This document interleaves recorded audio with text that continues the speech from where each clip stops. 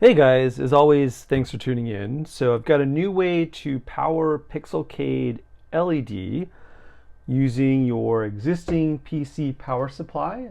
They look like this, versus having to use a 5-volt adapter. So this, of course, is still supported, and you can totally still get Pixelcade with a 5-volt adapter.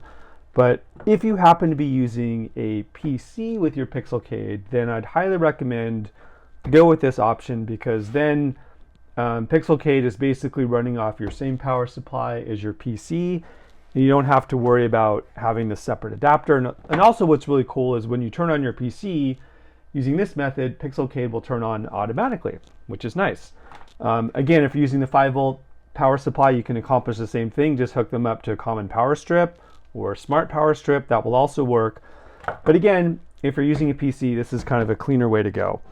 So what you want to do is when you order it, select the custom SATA power cable. So it looks like this. And I've got one here already undone. So let me show you how this works. So basically, you're going to connect to one of your SATA open connectors. So a typical SATA cable is going to look like this. This is actually a splitter. So let's say you only have one open connection. That's okay. You can use this as a splitter as well, but if you've got a lot of them, then you don't need to use the splitter function. So just go ahead and plug it in like that. And then what I would do is I would just string this through like an open slot in the back of your PC. You know, maybe just take out one of those breakouts next to your video card or whatnot. And then you're just going to string this DC jack through that open slot in your PC and then connect it. Just get a little closer up here. Here's your Pixelcade.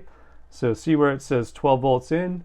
You just want to connect it right there. So we'll just go ahead and plug it in, just like so. You notice that there's another connector here.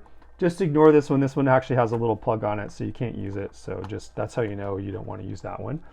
And then when you flip it over, now you can see I've got my everything being powered right off this guy.